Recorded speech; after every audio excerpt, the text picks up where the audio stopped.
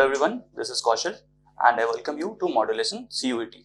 तो आज हम लोग एक स्टैटिक जीके कह लो या फिर आप कह सकते हो ज्योग्राफी का एक इंपॉर्टेंट पार्ट है, जैसे national monument of major countries.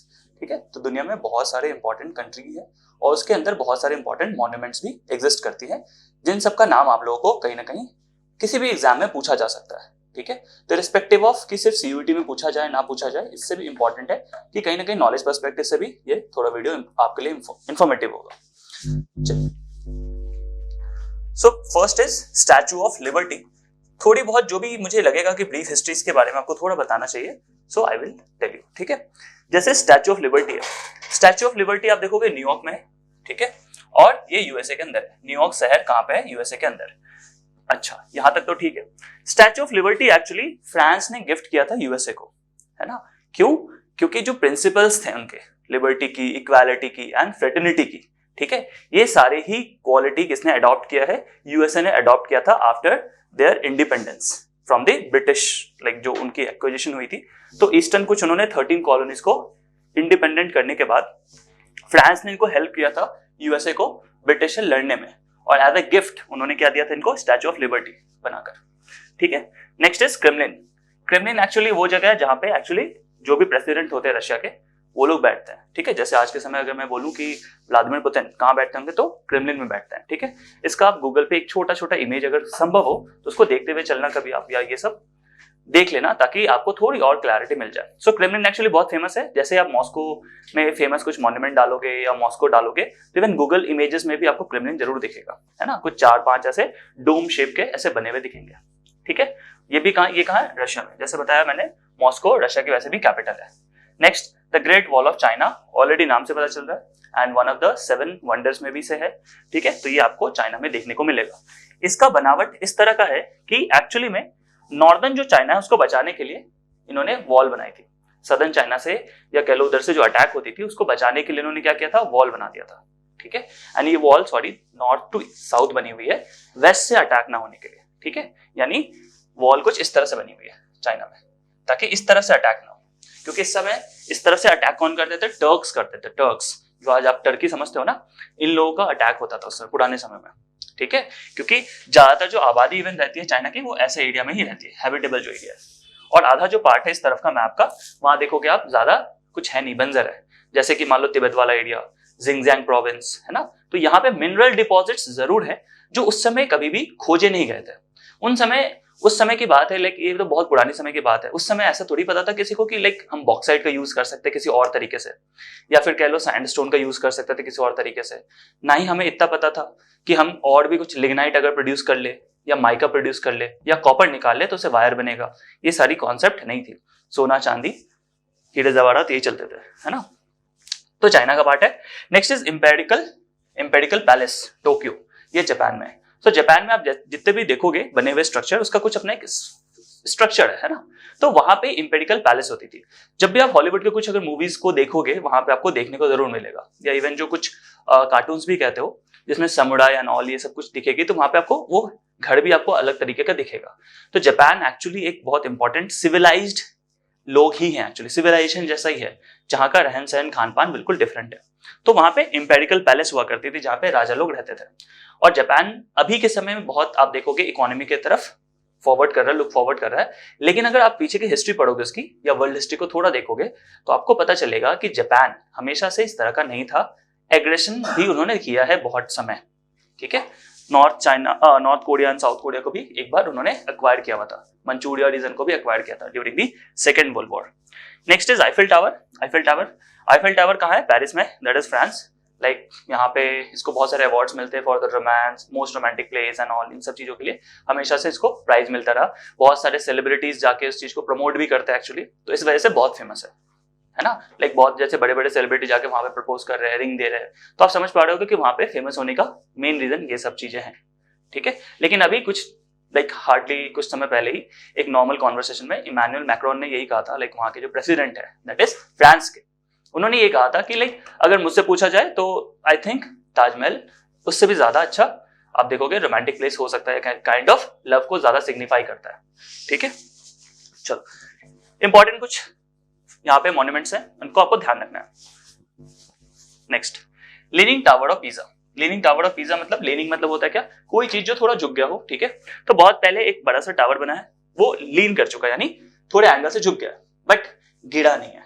इस वजह से ये काइंड ऑफ क्या हो गया, फेमस हो गया, ठीक है। बहुत बड़ी स्ट्रक्चर है और बिल्कुल इस तरह से स्लैंट हो गए कुछ एंगल पे।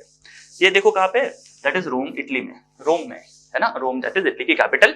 और बहुत लोगों को जो कंफ्यूजन होती है कि रोमन एम्पायर क्या है, तो रोमन एम्पायर एक्चुअली रोम से स्टार्ट हुई थी, है ना। और फर्स्ट सबसे बड़ी आप देखोगे क्रिश्चियन सिविलाइज्ड, आप देखोगे पूरी पूरी एम्पायर बनी थी फर्स्ट, इसीलिए उसका हिस्ट्री में बहुत इंपॉर्टेंस है। उससे पहले आप देखोगे ज्यादातर लोग ज्यूस थे, जो कि धीरे धीरे जीसस क्राइस्ट के आने के बाद कन्वर्ट होते हैं, और फर्स्ट एम्पायर बनता है रोमन एम्पायर, जो पूरी पूरी कैथोलिक चर्च को लेकर डिवोटेड थे actually, right. Next is opera house. Opera actually गाया भी जाता है और इसी जगह पे गाया जाता है ओपेरा हाउस में भी, ठीक है। ओपेरा एक्चुअली बहुत अलग तरीके की सिंगिंग एबिलिटी होती है लोगों की, है ना। ओपेरा गाया जाता है, बहुत फेमस है उस जगह पे, ऑस्ट्रेलिया में भी, बाकी जगहों पे भी, वेस्टर्न वर्ल्ड में एक्चुअली फेमस है। हमारे तरफ आप देखोगे ज्यादातर अभी भी भजन संगीत और ये सब चीजों को इंपॉर्टेंस दिया जाता है, बिकॉज ये हमारी खुद की जेनरिक बनाई हुई हिंदुस्तानी म्यूजिक है, ठीक है। तो हम ज्यादा उससे कोरिलेट करते हैं। सिमिलरली ये सारी चीजें देखोगे जो एंग्लो सेक्शन पीपल है, दैट इज व्हाइट्स, इन लोगों ने बनाया, तो ये लोग उससे ज्यादा रिलेट कर पाते हैं। तो म्यूजिक का टेस्ट इस तरह से ही बनता है, ठीक है। चलो, तो it is in Australia, Sydney में है। चलो, next is Kinderdijk. Kinderdijk कहाँ पे है, डेनमार्क में। डेनमार्क एक्चुअली में बहुत इंपॉर्टेंट शहर है। यहाँ पे आप देखोगे जो सबसे मोस्ट लिवेबिलिटी वाले जो इंडेक्स आते हैं ना, मतलब सबसे अच्छा देश जहाँ पे रहा जाए, सबसे ज्यादा स्टेबल, इन सारे लिस्ट में डेनमार्क बहुत ऊपर रहता है, ठीक है। लेवल ऐसे बहुत सारी लिस्ट बनती है जहाँ पे करप्शन बहुत कम है, अच्छी सबसे बेटर लिविंग स्टैंडर्ड कहाँ पे है, इन सारी लिस्ट में हमेशा टॉप 1 2 3 में ये रहता ही रहता है डेनमार्क, ठीक है। अच्छा, एक इंटरेस्टिंग बात डेनमार्क से आप लोग ये याद रख लो, मैंने बताया बहुत पहले भी कि स्टैटिक जीके और जो मिसलेनियस वाला पार्ट है, इसमें कुछ फिक्स्ड मतलब क्लासिफिकेशन नहीं है कि यहीं से क्वेश्चन आएगा, है ना। ट्विस्ट करके आपसे कहीं से भी क्वेश्चन दे सकता है। मैंने इसलिए कोशिश की कि जितने भी टॉपिक वाइज आपको बता पाऊं, सब इसलिए बताता जाता हूं, ठीक है, और रिलेट भी करता हूं कुछ चीजों को। सो डेनमार्क के पास एक्चुअली पूरा का पूरा ग्रीनलैंड का क्या है, आप देखोगे अधिकार है ना। यानी पूरा का जो ग्रीनलैंड आप देखते हो, जो कि पूरा आइस में डूबा हुआ है, उल्टा नाम है ना। आइसलैंड आप देखोगे आइस है बट वो ग्रीन है, और जो ग्रीनलैंड है नाम से पता चल रहा है कि बहुत हरी भरी होगी, वो आइसलैंड है एक तरह का, लाइक पूरी की पूरी बर्फ है ना। उसको कौन ओन करता है, डेनमार्क, ठीक है। तो बहुत पहले अमेरिका ने ऑफर किया था डेनमार्क को कुछ लाइक अच्छे खासे अमाउंट में कि आप मुझे क्या करो, ग्रीनलैंड दे दो, बट डेनमार्क खुद भी एक क्या है, ठीक ठाक डेवलप कंट्री, इसके पास इनफ पैसे हैं, तो उन्होंने होल्ड करके रखा हुआ। जैसे ही आप देखोगे पोलर आइस कैप मेल्ट होगी, वो पूरा का पूरा बड़ा सा लैंड किनकी हो जाएगा, डेनमार्क की हो जाएगी, राइट। एंड वहां से बहुत सारे मिनरल रिसोर्सेस वो निकाल पाएंगे। तो आप इससे रिलेट कर सकते हो थोड़ा बहुत, जियोपॉलिटिक्स में आपको इन सब चीजों से रिलेट करना पड़ता है कि in the coming I guess 40-50 years या इवन उससे ज्यादा डेनमार्क एक बड़ी कंट्री बनके निकलेगी, क्योंकि पूरा का पूरा ग्रीनलैंड अच्छा खासा बड़ा है जो ये मतलब ये ओन करता है एक्चुअली, ठीक है। ये छोटी छोटी बातें आपको ध्यान रखना है। नेक्स्ट है Christ the Redeemer, like one of the 7 wonders में से एक, जो कि ब्राजील में है, ठीक है, जिसमें जीसस क्राइस्ट कुछ शाहरुख खान बने पड़े ऐसे करके हाथ खड़े करके रहते हैं, ठीक है। चलो, माचू पिचू भी क्या है, एक देखोगे 7 वंडर्स में से एक है, जो कि पेरू में, ठीक है। माचू पिचू मैंने अगर आपने नहीं देखा तो मेरे एक 7 वंडर्स का मैंने एक क्लास दिया हुआ है, ठीक है, वहां पे आप जाके बिल्कुल उस चीज को चेकआउट करिए, ठीक है। Next is Taj Mahal. ताजमहल से हम लोग सब कुछ जानते हैं, आगरा में बहुत भीड़ रहती है ना, इंडिया। सो इंडिया का नाम सुनते ही हर जगह भीड़ आ जाती है, राइट, क्योंकि हम लोग बहुत ज्यादा आबादी में एक्चुअली है। So as per my like opinion, ठीक है, India is very livable under 100 crore, है ना। 100 करोड़ के नीचे की आबादी के लिए इंडिया इज गुड, ठीक है। ट्रॉपिकल लैंड है, इसलिए खेती बाड़ी और बाकी सारी चीजें बहुत अच्छी खासी हो जाती है, बट हम लोग थोड़े ज्यादा है, लाइक 140 करोड़ थोड़ी ज्यादा हो जाती है आबादी, इसलिए आप देखोगे पॉवर्टी इस वजह से है। It's not about only government और जो पॉलिसीज हैं ऐसा वैसा, कोई भी आ जाए कुछ गरीबी रह ही जाएगी, बिकॉज एक लिमिट होती है ना। मान के चलो घर में आप 5 सदस्य बना के आप किसी को खिला पिला दोगे, ठीक है, और आपके यहाँ ही मान लो 50 लोग आ जाए, तो आप अकेले कितना भी कमा लो इनफ नहीं होगी, ठीक है। तो ये कंडीशन थोड़ी हो चुकी है। नेक्स्ट देखो तुगु नगेरा, ठीक है, तुगु नगारा एक्चुअली कहाँ, कुआलालंपुर में, कुआलालंपुर मलेशिया, ठीक है। नेक्स्ट द ग्रेट स्फिनिक्स गीजा में, Giza that is Egypt. Egypt की कैपिटल आप लोग ध्यान रखना, बहुत इंपॉर्टेंट है और अभी न्यूज में बहुत चल रही, तो इसलिए कायरो, ठीक है, कायरो है, बहुत ध्यान से रखना इसको, कायरो। और कायरो में ही ये सारी चीजें हैं एक्चुअली, ठीक है। तो इजिप्ट का टूरिज्म इस वजह से बहुत बूस्ट रहता है हमेशा, कायरो की वजह से। इजिप्ट में बाकी जगह जितना घूमने लायक नहीं है, बट कायरो बहुत अच्छा खासा और अच्छी खासी यहाँ पे कॉस्ट ऑफ लिविंग भी है।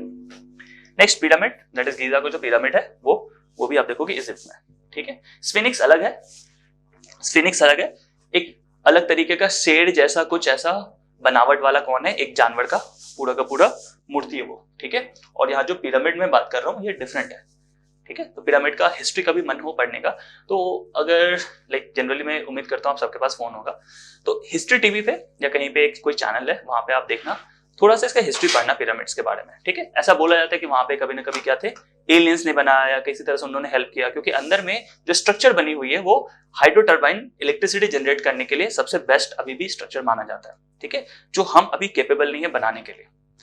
लाइक जो भी उसकी फ्लो होगी, ठीक है, आप लोग इतना शायद रिलेट नहीं कर पाओगे, ठीक है। तो एक बार थोड़ा सा सुनना, कोशिश करना थोड़ा सा कोरिलेट करने का, लाइक इंटरेस्टिंग बनाना इन सारी चीजों को, तब आपको याद रहेगा, ठीक है। So this was all about this lecture, ठीक है। अगर आपको ये लेक्चर अच्छा लगा तो प्लीज लाइक एंड शेयर करिए और अपने फ्रेंड तक इसको पहुंचाइए, ठीक है। और अगर आपको यहाँ से कुछ कोर्स बाय करना है तो मॉड्यूलेशन इंस्टीट्यूट 2.0 ऐप पे आप जा सकते हैं या इस नंबर पे कांटेक्ट कर सकते हैं ज्यादा जानकारी के लिए। So till then, thank you so much and God bless you.